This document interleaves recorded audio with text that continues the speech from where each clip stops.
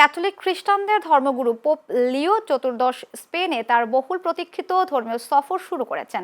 শনিবার সকালে রোম থেকে যাত্রা করে তিনি স্পেনের রাজধানী মাদ্রিদে পৌঁছান।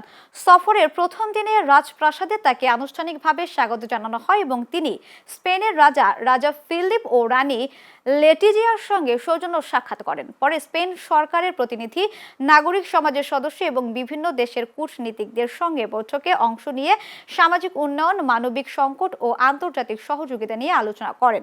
সফরের পরবর্তী ধাপে মঙ্গলবার পোপ লিও চতুর্দশ বার্সেলোনা সফর করবেন এবং এরপর যাবেন ক্যানারি ইংল্যান্ডে, যেখানে অভিবাসী ও শরণার্থী সহায়তা কার্যক্রমে যুক্ত বিভিন্ন সংগঠনের প্রতিনিধিদের সঙ্গে মতবিনিময় করবেন তিনি।